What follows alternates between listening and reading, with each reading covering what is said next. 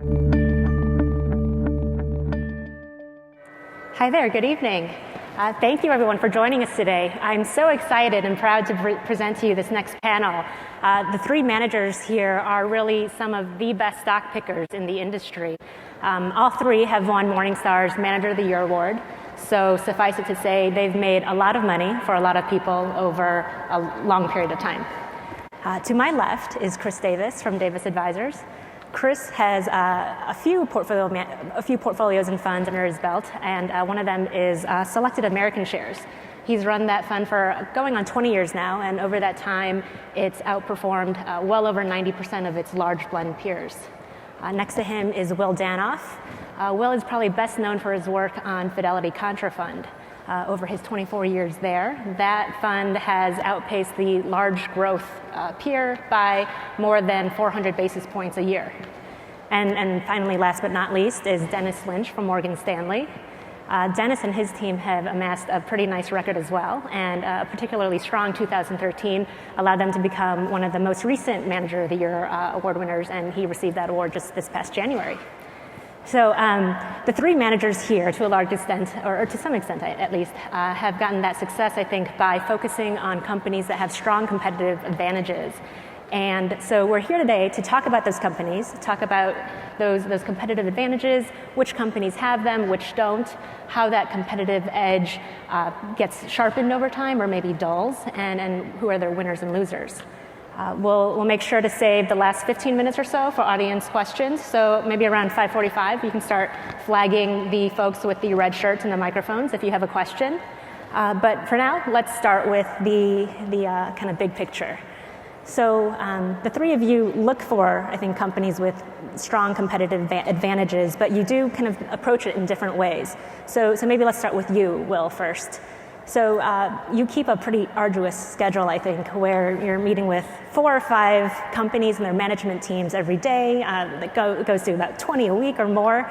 Can you tell us, what are you trying to suss out during those meetings about a company's competitive edge that you might not be able to find from filings or from an investor presentation? Yeah, Janet, that's a really good question. I will say that I once talked to Warren Buffett, the first time I met Warren Buffett, and I said, you must have a good gig. You get to talk to lots of companies. Your CEOs tell you what's going on. And he says, don't listen to any CEOs, because a good CEO is going to tell you what they think you want to hear. And he said, it's all in the numbers, So I guess you play to your strengths. Fidelity, as you said, Janet, sees a lot of management teams. They come around and give us updates, because if we're not the largest shareholder, we could be the largest shareholder. And I just try to make sure I understand what management is trying to accomplish. I'm sure Dennis and Chris feel the same way.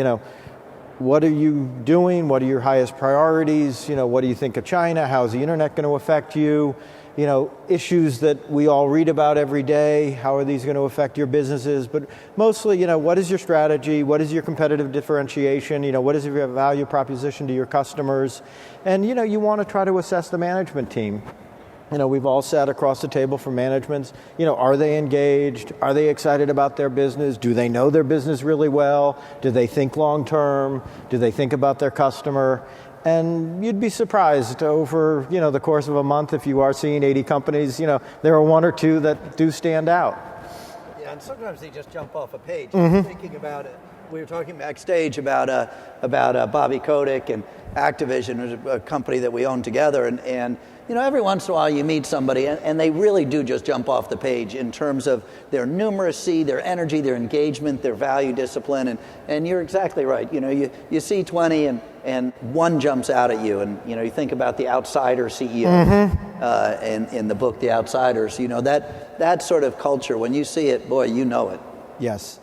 And then also part of it is you get to monitor what these executives are saying, and we've all been doing this for a long time. So over 10 or 15 or 20 years, you start to realize, this management team, I know Chris goes way back with the Sandlers. They do what they say they're going to do. They've got a very profitable model. They reinvest their capital wisely. They don't overspend at the top. They tend to, acquire and get stronger at the bottom. So part of it is just watching what these companies do. Part of it is just looking at the long-term record and saying, wow, I was with a company today, EQR, which has been around for about 20 years, and they've done a really nice job. And, you can just sort of say, I better pay more attention. I kind of missed the first 20, but I don't want to miss the next 20 years. So you see those managers or those companies for 10 or 15 years, I guess you get to see them evolve over time. Chris, in your most recent shareholder letter, you talked about adaptability being something that you look for. Can you talk about that in terms of how you're looking at a company's competitive edge? Well, I would bet that's a characteristic that we all look for in management, is that ability to adapt. Look what it means in our business, right? So my grandfather started investing in 1948. We started taking clients in the New York Venture Fund in 1968. The requirement that you adapt, that's not an option. What worked in the 70s didn't work in the 80s. What worked in the 80s didn't work in the 90s. The nature of capitalism and competitive advantage is that capitalism, high returns attract competition. And competitive advantage is a temporal thing. It can be whittled down or it can be expanded. But what really matters is management's ability to adapt. And I think about that as an investment firm. You think about, all of the business models that were carved in stone 20 years ago, 10 years ago, 30 years ago. World Book Encyclopedia is carved in stone. What about the pharma industry? Absolutely safe, blue chip, put it, buy it and forget it. What about retail? What about media? All of the companies that you list at one time as stalwarts, absolutely unassailable franchises, it is amazing how capitalism works to bring them under attack.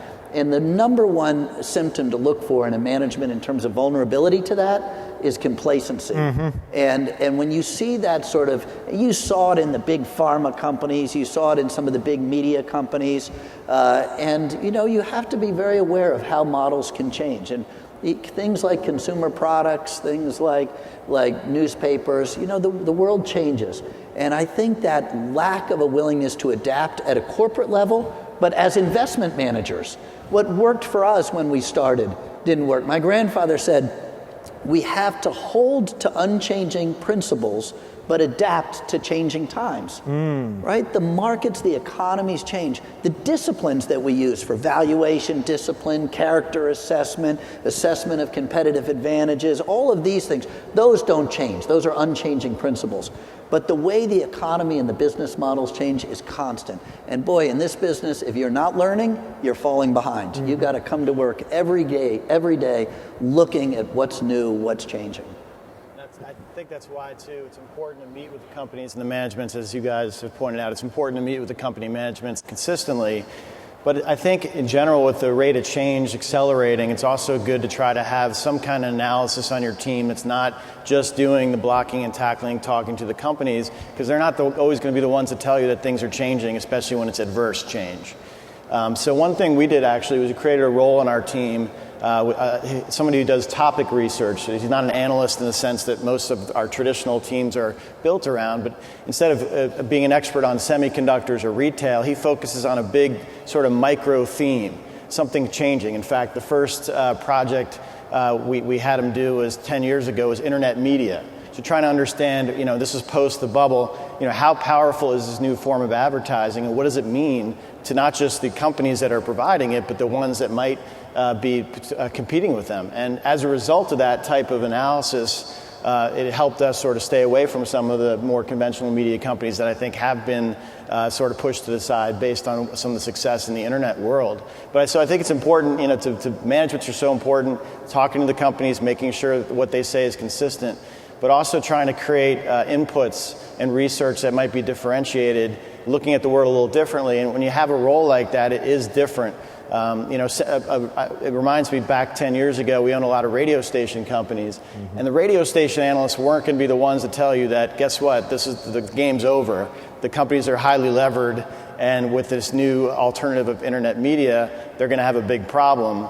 The managements weren't going to tell you that either, and there were so many of them that I really enjoyed meeting with. at the time. So I think it is important as you think about competitive advantage, if you are going to own stocks for long periods of times like we all do, to certainly do the blocking and tackling, but also try to incorporate maybe a broader view about what's happening from a standpoint of creative destruction. Yeah, and when you think about what Dennis says, it's one of the critical points there is that if you get a portfolio manager that wears blinders, or an analyst that wears, oh, I'm the newspaper guy, right? I'm the media guy. Oh, I'm the U.S. domestic guy. Right. You know, it is a crazy way to view the world. We don't own any businesses that look at their competitive set and say, well, I only compete against domestic mid-cap, right? I only compete against emerging market. It wouldn't make any sense, right? So you think about, you know, how often a portfolio manager gets compartmentalized into a box and they miss what's coming. I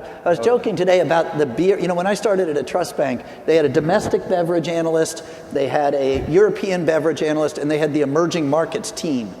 And I look at that today and I think, look at our beer industry, right? Anheuser-Busch is not just, Anheuser-Busch and Miller are not just owned by foreign companies, they're owned by emerging markets companies, right? The Brazilians own Anheuser-Busch and the South Africans own Miller, right? SAB. And then you look at Heineken and you say, well, that's the European company, except they make a lot of money in the US, except their most profitable market for Heineken in the world is Nigeria. So how can you know, when you get people that wear blinders, and I think one of the characteristics of portfolio managers when they have this sort of long-term view, this generational view of investing, is that you constantly resist being put into a box. And I think that's an important characteristic. And we have a very expert-based world, you know, and system. The sell side set up around that expertise, the buy side tends to be. So making sure you don't fall too much into that one camp of thinking is so important. And, you know, on our team specifically, we try to make sure people follow multiple industries just so they're not thinking about one thing only and applying one set of metrics. And by the way, experts are useful if the world's not changing in a dynamic fashion. So I don't mean to say that expertise in and of itself is not a good thing. But when the world is changing and there's dynamic change coming, the experts are probably the ones that are going to recognize it last on the margin. Yeah.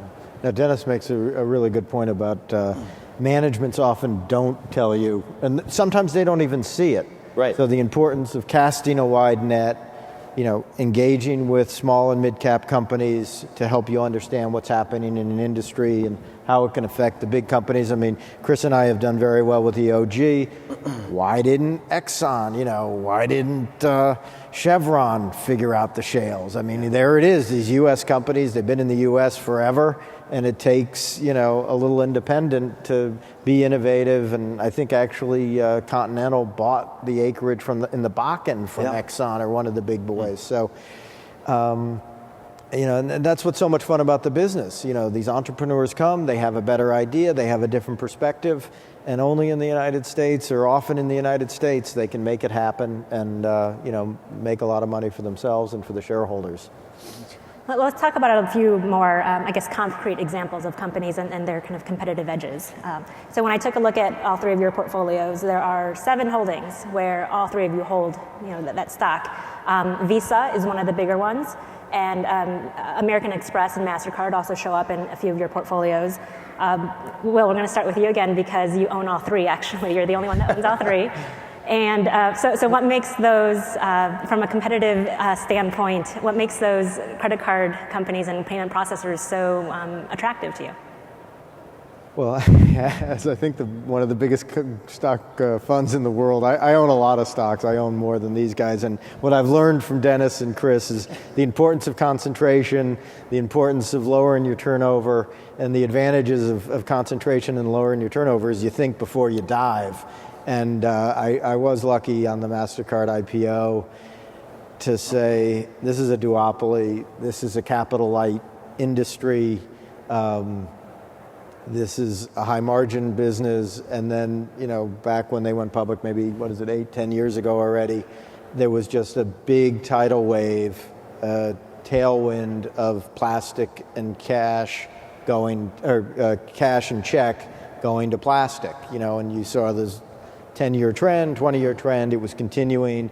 And then with the emergence of internet commerce, clearly there's no cash and check on the internet, so the credit card companies were going to benefit. And in the case of MasterCard, and I think in Visa as well, going public was going to give them an opportunity to really cut costs and have professional management as opposed to be a confederation of bank executives running the show. So it was one of those long tail, we think we can grow 15, 20%, generate a ton of free cash flow, margin opportunity. And that was why I ended up buying. I think MasterCard came public first and then Visa followed. And they've both been, better than I think most investors would have thought.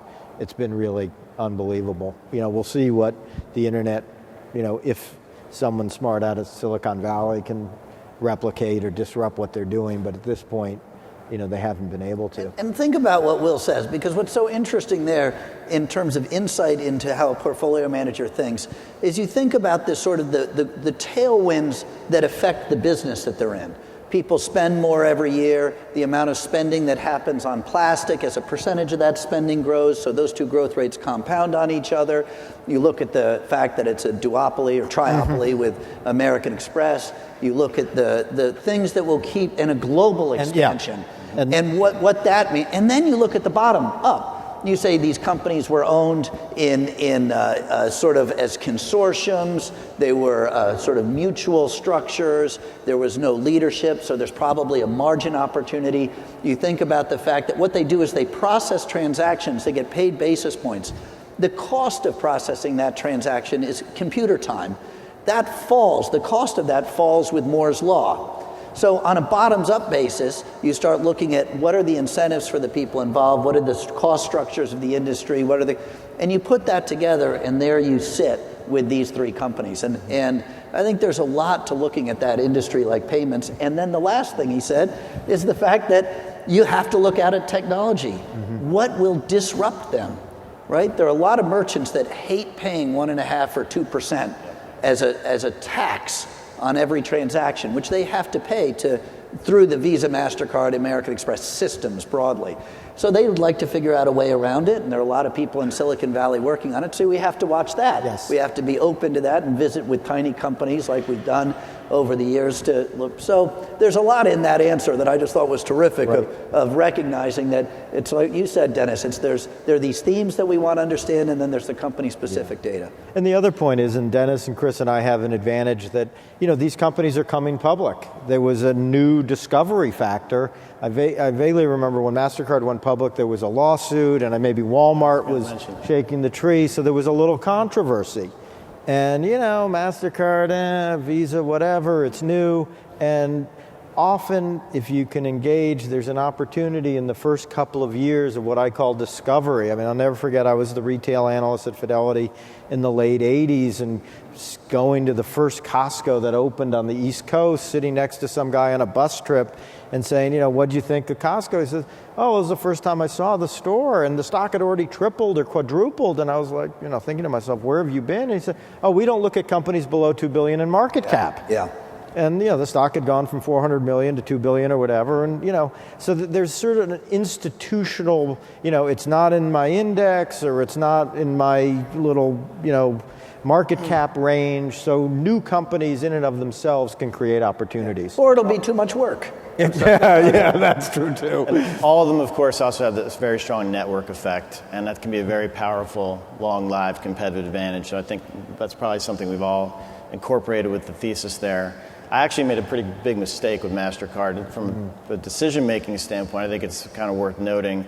When you look at the business and what it could be over time based on everything you just described, I think it's obviously a great idea from the IPO, and it took us about a year or so to buy it post the IPO, and it was partly because we like most people, you mentioned the lawsuit looked like such a high percentage of what the proposed market cap was going to be, or a meaningful percentage. And I think the right way to think about it in retrospect was how big the franchise. Don't worry about if there's a lawsuit. Take that out of the equation. Just take a look at what the business can be, how big it can be at endgame 5 to 10 years from now with more profitable management, independent quality, and then say how meaningful is this lawsuit in relation to that number. And unfortunately, at least for the first period of time, we anchored a little bit too much on that risk, which looked bigger in the context of where the initial market cap was. That prospectus had some really scary language in it, and I agree. But the fact that you went back to it, that's a tough thing for portfolio managers. We hate passing on something at 20 and then looking at it again at 40. I passed on Google at the IPO, and we have that stock certificate hanging on our wall of shame. We have a mistake wall where we frame the stock certificates of our biggest mistakes every year, and we put a plaque on the bottom. What was the transferable lesson learned? Now, thank God we revisited it at 300. Well, you feel like an idiot buying a company at 300 that you passed on at 60, but stocks don't know where they've been. And sometimes value investors have a bias that we want to, if a stock was 60 and now it's 20, we automatically think it must be cheap. Right. And sometimes growth investors have a bias where they think if it's gone from 20 to 60, it must be good. Yes. Neither one is true. Right. The stocks don't know where they've been. Right. Where they've been says nothing about what the value is. And sometimes buying a stock that has doubled or tripled is the greatest value of your career. And sometimes, passing on a company that's down 80% is the best decision of your career. So it's anchoring on those prices, and it's hard to overcome that bias, like to revisit that MasterCard IPO. You're right. I totally agree that one of the lessons that anybody's been in the business, we've all been in the business for a long time, is if a stock has doubled or tripled, you have not missed it. If the earnings are going to go up another fivefold, you've got to just swallow hard and say, it's more of a buy, or as attractive as it was. Stocks follow earnings, and I think about some of the great wealth creators in this country. Michael Dell, he didn't sell after the first double. Bill Gates didn't sell after the first double. Right. So as investors, if the story is unfolding, if there's a multi-year tailwind, if this is a big idea that can go global and company can grow in a capital efficient way, hang on and stay with it. The only other point I would make on the MasterCard and Visa, Janet, is that when we were able to talk to the banks, and Chris knows this better than anybody else, credit cards, high ROE, high ROA, Visa and MasterCard are supplying to a better portion of the bank business.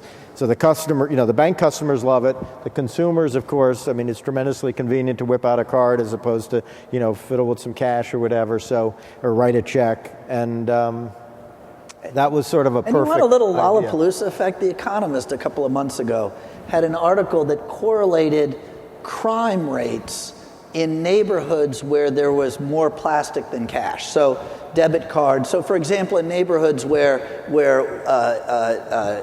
things like welfare checks are put on debit cards rather than mailed, in places where there's not a lot of check cashing.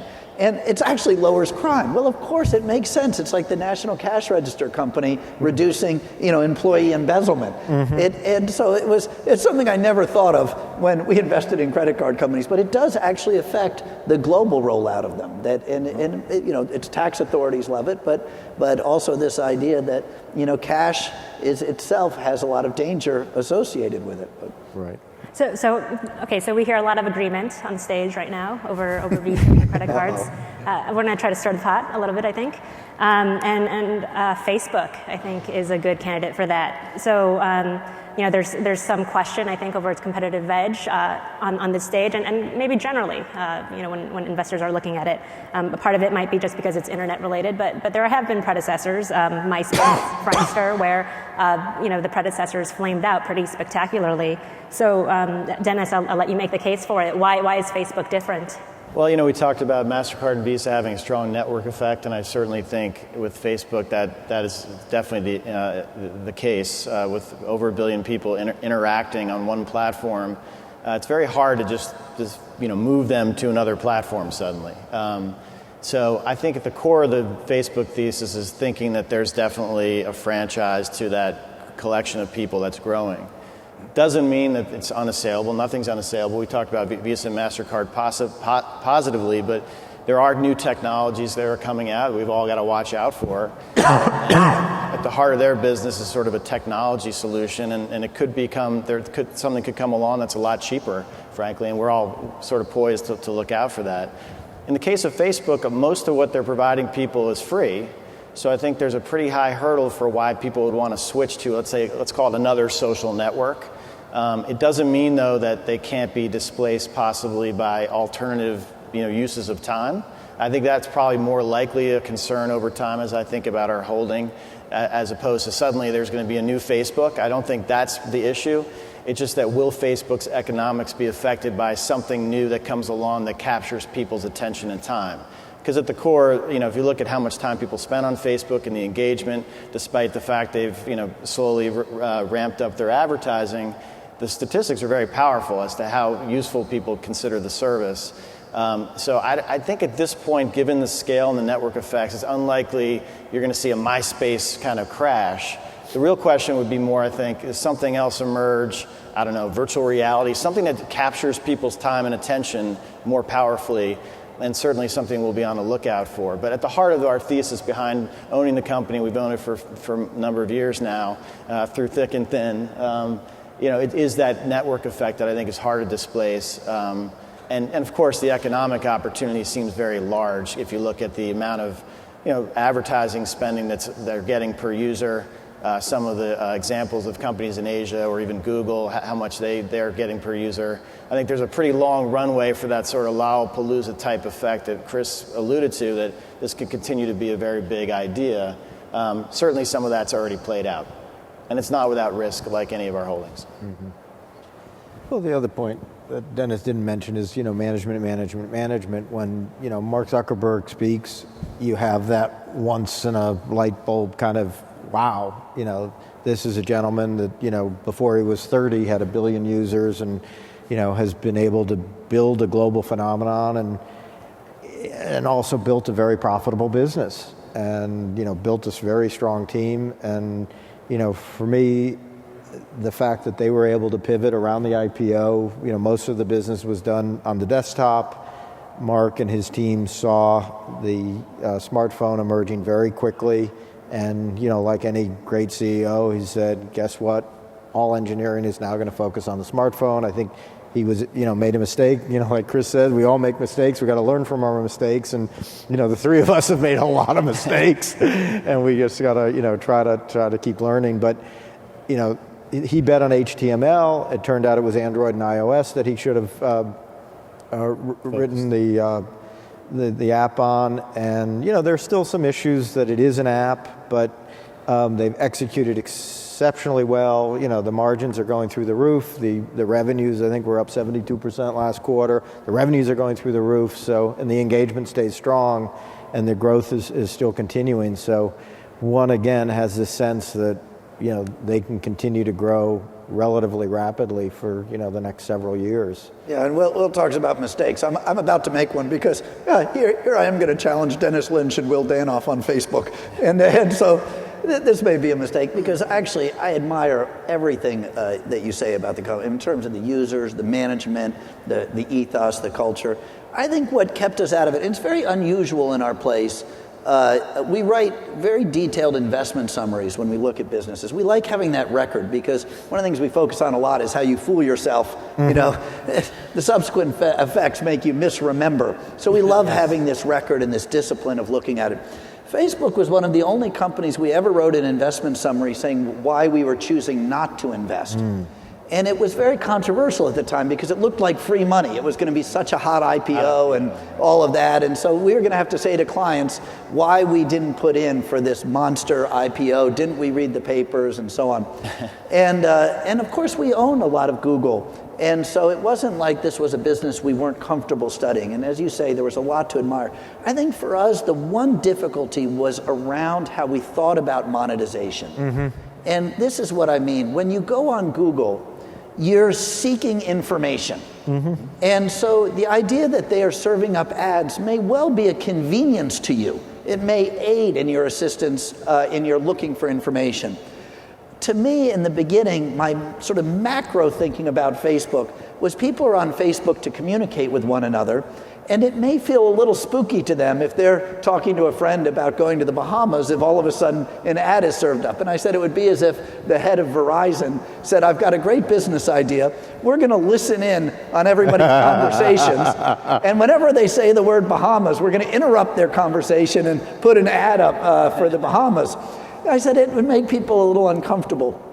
And so I wasn't sure how well it would monetize. Yep.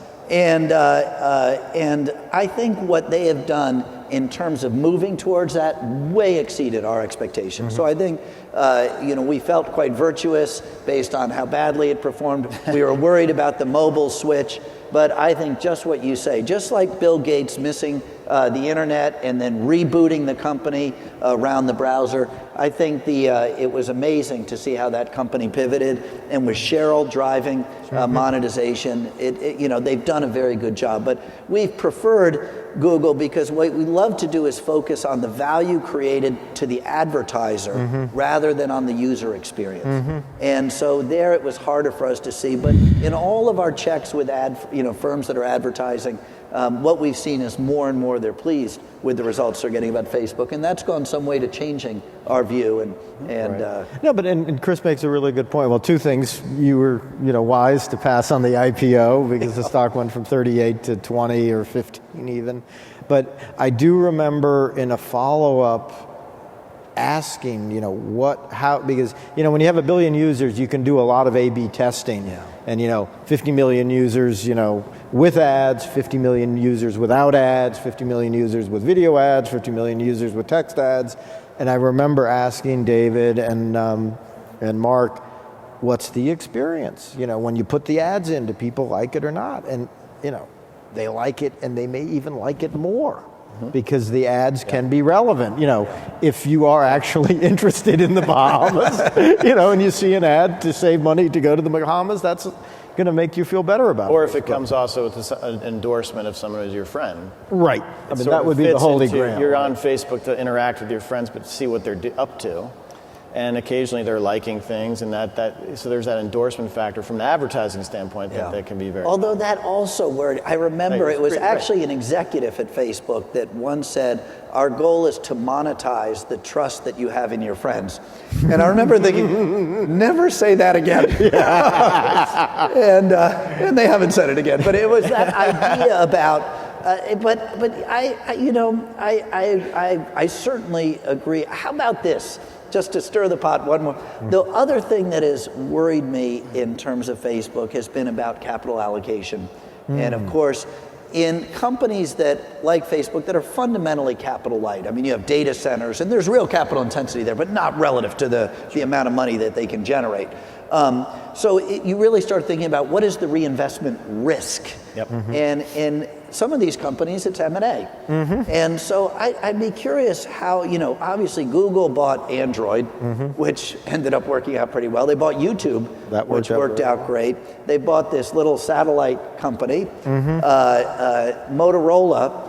Now, Motorola looked lousy, but it seems clear that a lot of it was about intellectual property and patent portfolios and being able to defend themselves. Yes. And good for them, they sold it to Lenovo. And they sold it, and I think...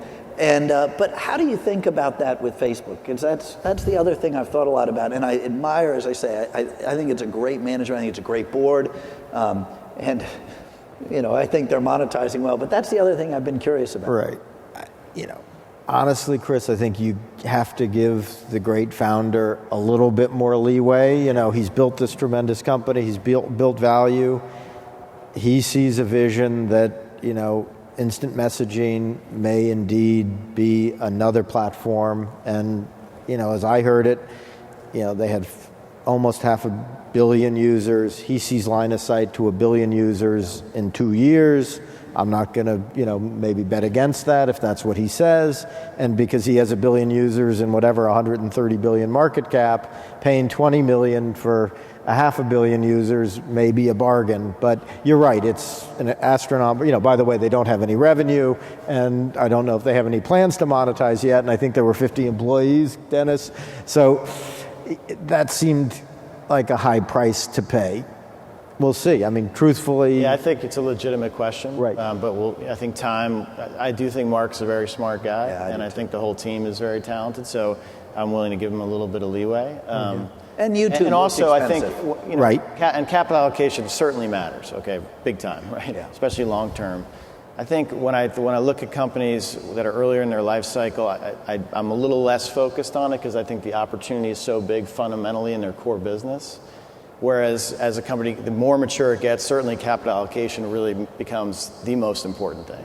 But in the life cycle of a company, I'm a little, long-term we'll see, but I think it's a little less important given, I think, the economic opportunity they have right now ahead of themselves. Whenever we write an investment thesis too, we talk about what can go wrong. We call it a pre-mortem. And we begin it by saying, it's 5 years later, this investment was a disaster, this is what happened. This is what made the investment go wrong. And in the case of this inversion, writing an investment summary about why we didn't buy Facebook, or weren't going to at that time, we had to put where we could be wrong, and it could end up Facebook being great. And of course, monetization was a big part of that. But another part of it was we looked at the revenue per user compared to other types of media. Like we sort of said, if you own, ABC, what revenue do you generate per viewer? Then we thought, if you own, the New York Times, what revenue do you generate per reader? And we went through a whole series like that. And when you looked at it that way, Facebook was so low versus what seemed reasonable based on how much people value that service. And so, that, and I think that's that is a big part of why we liked it, is exactly that. And the trend, at least, they've done a good job not creating a huge cost for the users by having too many ads too quickly and all that. And as they become more relevant, maybe they can push that a little bit. But I think that's exactly right when you think about, or just even a thought experiment of like, when you have 1 billion users and if they all paid $10 a year, that's like $100 billion company in and of itself. Now, again, that creates other issues maybe about your competitive moat, where now suddenly you aren't a free service and someone might, so I'm not suggesting they should do that, but at least when you think about the scale, it's massive, and the ability to get a little bit out of a lot of people, in that context, is what we thought created exciting upside. I guess they could have asked their users, you want ads? If you don't want ads, pay us, a penny a day or whatever, and it adds up. It is a weird world, though, where companies are exploding and becoming important more quickly than I think they have in the past. Maybe it's because of Amazon Web Services and things like that. And I read, I think it was this guy Benedict Evans from Andreessen Horowitz recently wrote, like 10 years ago, somebody would raise $10 million, have 100 employees and 1 million customers pretty quickly. Now you have 10 employees, you raise $1 million, and you have 100 million customers. And so the idea, it's hard for us, and because Will made that statement, it's hard to get your head around the idea that something could be meaningful when there's only like 10 employees, right? Yeah. But I'm not sure, and the interesting thing to watch going forward, based on how change is happening more quickly and things scale so much faster today, it's hard to get your head around that. We all have got to, it's a valid point, but you also want to think, how much does it matter in a world where you can outsource a lot of these things initially to get to a massive scale of 100 million users? And once you have that, there's, as you pointed out with your math related to the media spend per user, you got to get a small thing right, and it leads to pretty quick economic value. And that's like, because I'm technically, I guess, a growth investor, so that is a big challenge, seeing what could something be 5 to 10 years out based on what it is today. And once you have some of these first mover advantages that lead to these big businesses without a lot of capital intensity, it's really interesting to try to figure out how big a company can be and what you might be willing to pay for that today. But it is a little different. Like, you hate when people say things are different this time. I get it. You don't want to ever make the argument that financial theories or financial valuation, things like that are changing. And I don't mean to suggest that, but look at Facebook, right? 2008, 2007, Microsoft invested in Facebook, and the implied valuation was $15 billion, and everyone thought that was insane. 7 years later, it looks like a bargain, even if you think Facebook's 50% overvalued. And at that point in time, it was trading at 50 times revenue. So I'm not saying you should run out and buy companies with those characteristics every time. In fact, you definitely should not. But there is this interesting dynamic of watching companies get bigger more quickly and become important more quickly that has to do with the internet and Amazon Web Services and the ability to scale very quickly a user base that we haven't quite seen before, and it's something that's, I think, on all of our minds. So I do want to make sure that we save time for audience questions. So if you have a question, just find a person in a red shirt and they'll bring you a microphone. While he's doing that, I just wanted to pick up one thing Dennis said, Yeah. which is, the old saw on Wall Street is the four most expensive words are this time is different. But I think Dennis is exactly right.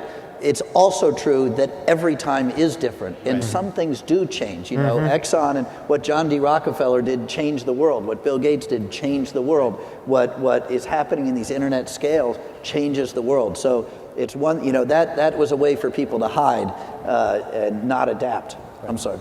And we have a question right up here. Do you see a pre-mortem for the Baidu? Well, somebody want to take a whack at Baidu? Baidu. Yeah, listen, China is, a little harder to navigate. When I visit with Chinese companies, one of the important questions is, talk to me about government relations.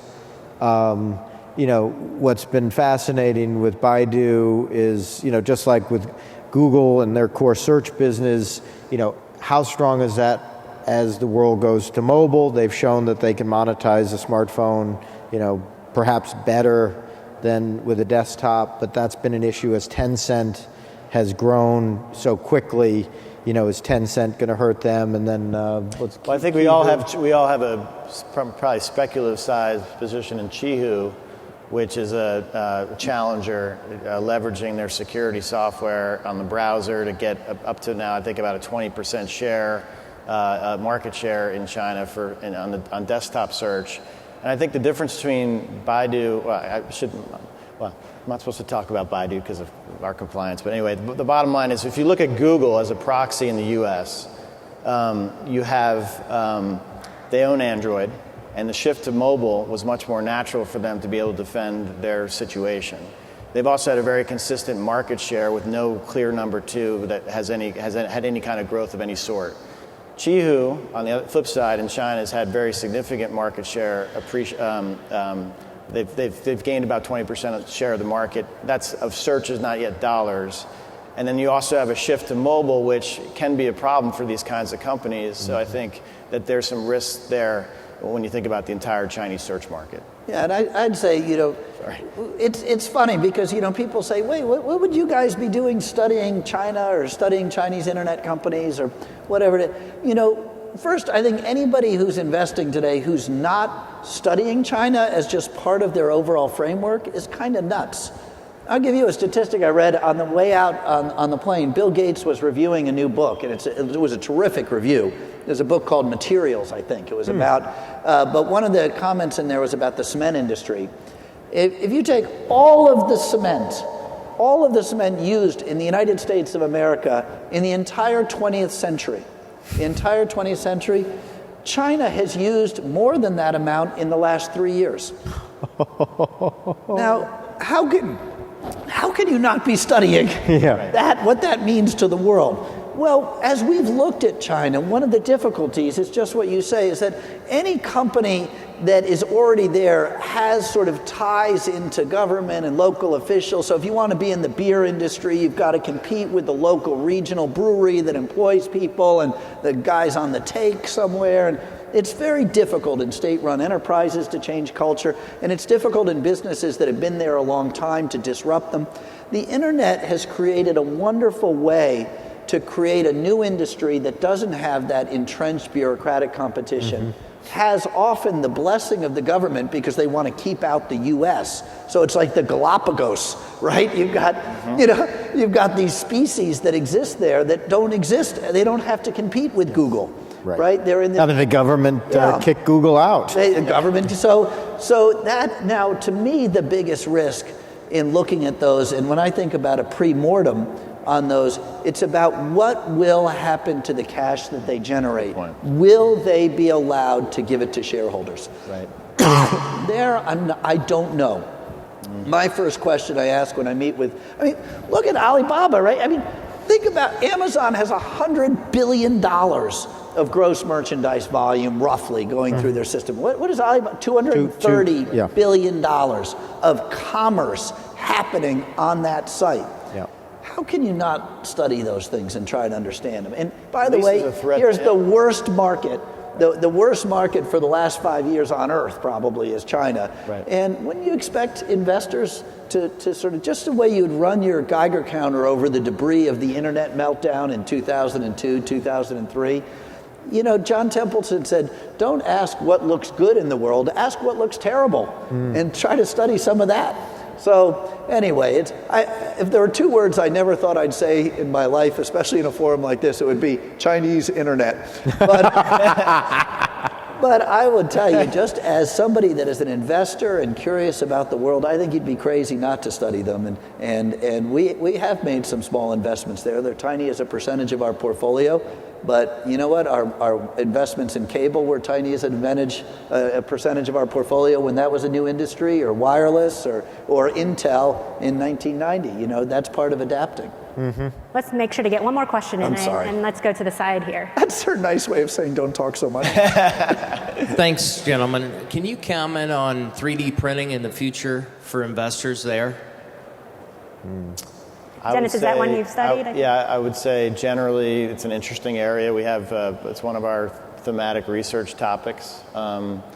There are a few public companies, but in general I think that there's a lot of possibility or potential for huge innovation and affecting existing industries that comes with that. But it's not clear, like in maybe some other areas, I think, who the actual winners might be. And it might be one of these cases that, where technology improves and our quality of life improves, but there's not one sort of obvious winner as a result. But I do think it's something to watch in terms of distributed manufacturing or distributed production of some goods. I bought a 3D printer just to kind of, learn about it. And, you can make a comb and you can make these things that you don't have to go to the store for. And of course, it's still early and it's sort of like, it sort of sits there and we don't use it a whole lot yet. But you probably would have said the same thing if you bought a computer in the late 1970s, right? So you can see there's potential there for something new and different, but it's certainly a very early stage. And I don't think, we're not using that as a part of our analysis for some of the manufacturing industries and worried about it quite yet. I'll tell you one thing you better be doing, though, when you study it, is sometimes you study technology not to invest, but to see where you own something that's a dead man walking, right? You study Hewlett-Packard to understand what it could do to Xerox, right? You better study Nokia and then Apple to understand what they're going to do to the photography industry or to Kodak. And you better study 3D printing, if not for the investment opportunity, to understand what it could do to spare parts distribution or things like that. Lots of very mature businesses that could be disrupted. And that's one of the real reasons to study these businesses, is sometimes for defense rather than offense. Let's give the audience some food for thought, some closing thoughts, I think, as we close out here. Maybe if each one of you could give maybe the most interesting disruptive change that you see on the horizon and how that would affect companies' competitive edges, and kind of which companies will be the winners and losers. I'm going to start with Dennis down there first. Give me time to think about it. Yeah. Sorry. No, I think the idea that software is eating the world, which is a Mark Andreessen sort of thought, is very valid, and so we're constantly looking for areas where software can, sort of replace people, or how it affects how businesses can be more efficient through the use of software. So I think software and understanding its uses and implications are really important. But there's so many things that we're tracking. 3D printing we're tracking, electric cars. There's a lot out there, I think, that could lead to some very big changes in the world. And as I mentioned earlier, I think things are changing more quickly than they used to. It's the accelerating rate of change, and we see that with our handheld devices and the way we spend so much time on them today versus 5 years ago, and what they actually provide to us in terms of a service and the capabilities. So, I think one of the big challenges we all face, because we care about this thing called a competitive advantage, is understanding how all these sorts of technological advances lead to rapid company formation and growing importance of some of those companies, and how that reflects back on some of the companies and industries we always thought were bulletproof, but maybe they're not quite so bulletproof. And even an area like consumer staples, or just the way, or think about Tesla. They're the top 5 branded car manufacturer in the U.S. Like how would that even be possible 10 or 15 years ago? It just wouldn't happen that fast. But because of things like social networks and the rate of change and the technology and the access we all have, I think we have to acknowledge that. And when we think about, say, consumer staples, I mean, health, everyone's suddenly so much more focused on health and lifestyle, and so many of these awesome Buffett-type businesses, it's not like they're as bulletproof as they used to be either. So, I think the things are changing quickly. I mentioned a few areas that we're certainly focused on, but I think that the hard thing sitting here is trying to figure out how that affects competitive advantage for all of our holdings. Yeah, I think I want to end on an optimistic note. I mean, on one hand, you could say big data, there's going to be 3 computers up here in the future, and we're going to be out of a job, Janet. But, I think in the end, entrepreneurial spirit, Dennis Minut's Tesla, Elon Musk was South African. He came to this country for an education. He built his business in Silicon Valley, and, he's got his space company down in Southern California. Great entrepreneurs, great technologists want to come to this country, and Chris and Dennis and I and you all have an opportunity to partner with great visionaries who can embrace the future, can build a big business, and with technology, the returns can be very high, the growth can be very quickly, and I see it over and over. I'm sure my colleagues do as well. These companies are coming. They're excited. They're not worried about, a lot of issues that, we worry about in this country. And, that's what's so great about the stock market. Chris, I'm sure your grandfather, wouldn't imagine the kinds of companies that you're looking at. And, 50% margins is unthinkable, and, cash generation. So over and over, I see this, I remember speaking with John Brown, who ran British Petroleum. And, he was a member of the House of Parliament. He may still be a lord. It was sort of, what should I call you, John? But the point you're was, a lord until you die. So I think you still got that one. And I sort of said, what's your observation? And he, because I wanted him to talk about the Iran-Iraq war, I think, back in the late, 10 years ago. And he said, I want to talk politics, but I will tell you, British Petroleum does business in 85 countries in the world. And there's nothing like doing business in the United States of America. So, buy U.S. equities, and I think over time you're going to be really happy. Yeah, and I love this as a wrap-up question because, we all invest knowing there are going to be terrible, disruptive, awful things are going to happen in the next 10 years, just like happened in the last 10 and the 10 before that and the 10 before that. And there is a lot to worry about in the world, and we have to invest knowing there are going to be those disruptions. But it's the other side, like black swans are not just bad things, right? It's not just a bomb in Times Square or a failed treasury auction or war in the Ukraine or whatever will be the awful things that are certain to happen during our investment horizon over the next decade or two. But at the same time, there's this other side. There are these large, unexpected, enormously positive events that move the world forward. And shale gas is one. What we talked about in terms of the internet and technology is one. Globalization has been one. And so I think investing, sort of knowing both sides of that, holding them both in your head, that awful things are going to happen, and yet at the same time, spectacular things are going to happen too. And how do you balance that growth with that risk? And how do you put that together? And that's the whole secret. In a sense, the whole goal of investing is to try to balance those two. Gentlemen, thank you for joining us today. Thanks so much. Thank you.